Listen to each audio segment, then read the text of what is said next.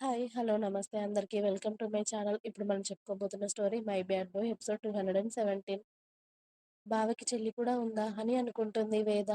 ఎక్కడున్నాడండి మన మహి అని అడుగుతుంటే చెప్పరేంటి అని మీనాక్షి గారు మరోసారి గట్టిగా అడగడంతో అప్పటికే భూమి ఏడుపు ఎక్కువయ్యి కూతురు ఏడుపు చూడలేక మీనా ఆ విషయాలన్నీ తర్వాత మాట్లాడుకుందాం. భూమి ఇప్పుడే వచ్చింది కదా! తను చూడు ఏడుస్తుంది నీ మాటలకే.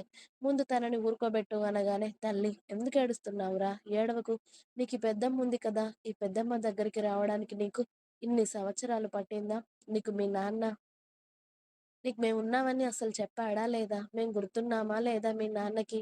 అని మీనాక్షి గారు కూడా భూమిని పట్టుకొని ఏడుస్తూ ఉంటే, మీనా కూతుర్ని ఊరుకోబెట్టమని చెప్తే నువ్వేడుస్తున్నావా? అని మనోహర్ గారు భార్యని, కూతురిని ఊరుకోబెట్టి వాళ్ళనే శౌర్య, చరణ్, శ్రావణి అయోమయంగా చూస్తూ ఉంటే, రుద్ర మెల్లిగా ఇద్దరు తమ్ముళ్ళని పిలిచి భూమి మన చెల్లి అని పరిచయం చేశాడు. అప్పటి వరకు పెద్దమ్మని హత్తుకొని ఏడుస్తున్న భూమి కళ్ళు తుడుచుకుంటూ లేచి రుద్రని చూస్తూ ఉంటే, భూమి శౌర్య అన్నయ్య రెండో వాడు, చరణ్ చిన్నన్నయ్య, శ్రావణి శౌర్య అన్నయ్య భార్య అని చెప్పగానే వెంటనే శౌర్యని, చరణ్‌ని కలిపి హత్తుకుంటుంది భూమి. వాళ్ళకి భూమి తెలియకపోయినా భూమికి పుట్టినప్పటి నుండి వాళ్ళు తెలుసు. కాబట్టి పుట్టి బుద్ధి ఎరిగిన ఇన్ని సంవత్సరాలకు అన్నయ్యలను చూస్తూ ఉంటే ఆ చెల్లెలి మనసు సంతోషంతో ఉప్పొంగిపోతుంది. అలాగే ఇన్ని రోజులు వాళ్ళని కలవనందుకు, వాళ్ళని దూరంగానే ఉండి చూస్తున్నందుకు బాధ కూడా అనిపిస్తూ ఉంటే, మీకు నేను ఎవరో తెలియకపోవచ్చన్నయ్య. కానీ మీరందరూ నాకు తెలుసు. మిమ్మల్ని అందరిని డ్యాడీ నాకు ఎప్పుడో చూపించాడు ఫోటోలలో. అలాగే మిమ్మల్ని అప్పుడప్పుడు టీవీలో కూడా చూస్తూ ఉంటాను నేను అని చెప్పగానే, మొదటిసారి వాళ్ళకి చెల్లి ఉంది అని తెలియగానే శౌర్య, చరణ్ కూడా సంతోషపడి, ఊరుకోరా ఏడవకు అని భూమిని ఓదార్చగానే, భూమి శ్రావణిని కూడా హత్తుకొని, హాయ్ చిన్న వదిన అంటుంది. హాయ్ రా! అని శ్రావణి కూడా భూమిని హత్తుకోగానే తన కన్నీళ్లు తుడుచుకుంటూ పెద్ద పొట్టేసుకొని ఆమెనే అయోమయంగా రుద్ర చేతిని చుట్టుకొని మరి చూస్తూ ఉన్న వేదని చూసి ఈ ఇంట్లో అందరికన్నా రుద్ర అన్నయ్య కన్నా కూడా నాకు నువ్వంటేనే ఇష్టం. అన్నయ్యకి ఒక మరదలు ఉంది అని తెలియగానే తను ఎలా ఉంటుందో చూడాలి అని డ్యాడీని చాలా సార్లు అడిగాను. కానీ ఎక్కువగా నిన్ను అన్నయ్య మీడియా ముందుకు తీసుకురాలేదు కదా! పెళ్ళైన తర్వాత నేను నిన్ను క్లియర్‌గా చూశాను. అంతకుముందు అన్నయ్య ఫోన్‌లో వాల్‌పేపర్‌గా ఉన్న నిన్ను చూశాను. కానీ క్లియర్‌గా కనిపించలేదు కానీ, తర్వాత నేను చూసినప్పుడు చాలా బాగా నచ్చేసావు పెద్ద వదిన నువ్వు నాకు. పైగా నీ మాటలు ఎంత స్వీట్‌గా ఉన్నాయో తెలుసా వదిన. ఎంత బాధలో ఉన్నా నేను కూడా నీ మాటలకు చాలా నవ్వుకున్నాను తెలుసా? పైగా అన్నయ్య ఈ ప్రపంచంలో ఎవరి కోసమైనా ప్రాణం ఇస్తాడు. ఎవరినైనా చంపేస్తాడు అంటే అది నీ కోసమే. ఇంట్లో ఉన్న అందరూ నీ కోసం ప్రాణం పెట్టేస్తారు అని నాకు తెలుసు. అందులో నేను కూడా ఒకదాన్ని వదినా. నువ్వంటే అన్నయ్యకి ఎంత ఇష్టమో నాకు కూడా అంతే ఇష్టం వదినా. మీ ఆడపడుచుగా నేను నచ్చానా? అని భూమి తన కన్నీళ్లు తుడుచుకుంటూ అడుగుతూ ఉంటే, నువ్వలా ఏడుస్తూ ఉంటే నాకు కూడా ఏడుపొస్తుంది. ఏడవకు అని తన కింది పెదవి ముందుకు పెట్టుకొని మరి భూమి కన్నీళ్లు తుడిచి భూమిని హత్తుకుంటూ, ఇప్పుడు పూర్తిగా హగ్ ఇవ్వలేనులే. ఇదిగో నీ అల్లుడు అడ్డు వస్తున్నాడు. వీడు బయటికి వచ్చాక అప్పుడు పూర్తిగా హగ్ చేసుకుంటాను. సరేనా?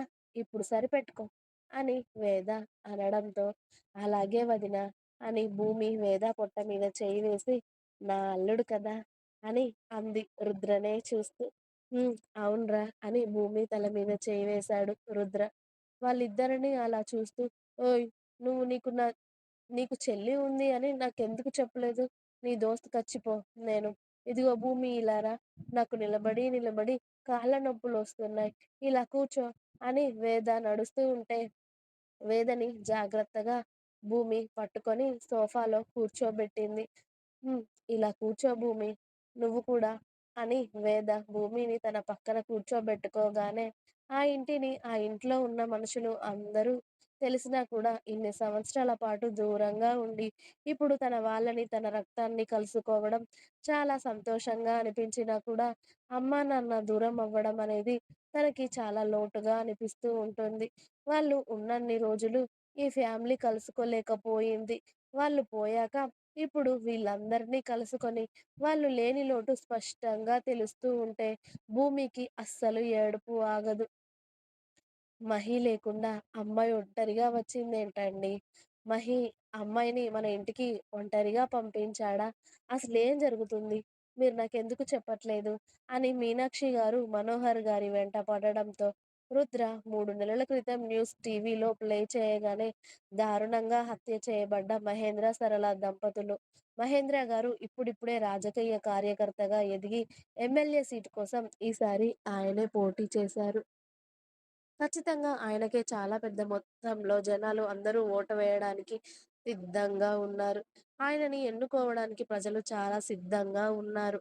ఎందుకంటే పరమేశ్వరపురానికి ఆయన ఎన్నో మంచి మంచి కార్యక్రమాలు చేశారు.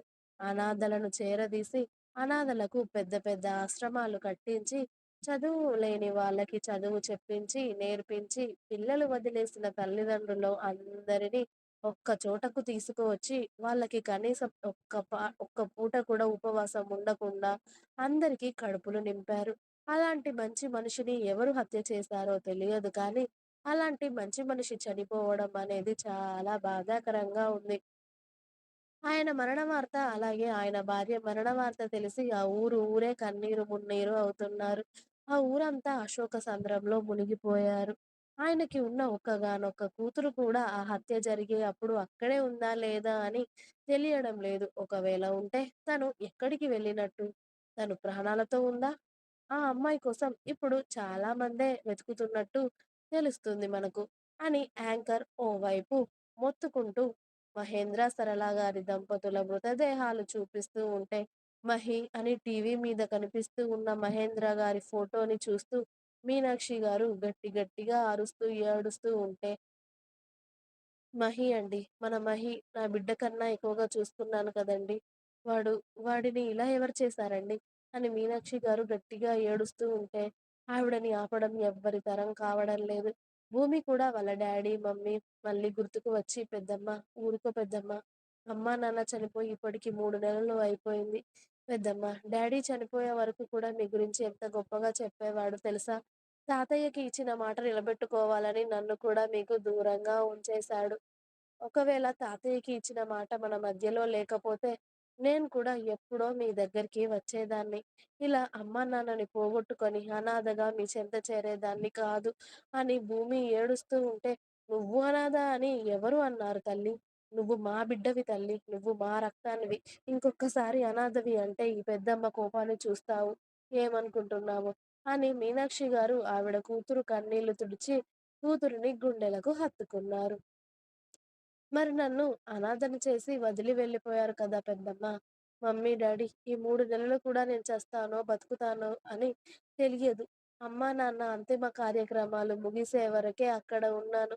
ఆ తర్వాత నాకు నా బతుకు మీద, నా జీవితం మీద ఆశ కోల్పోయి, ఎక్కడ నీడ దొరికితే, ఏ చెట్టు కింద నీడ దొరికితే అక్కడ ప్రాణాలు కాపాడుకుంటూ బతుకుతూ ఉన్నాను.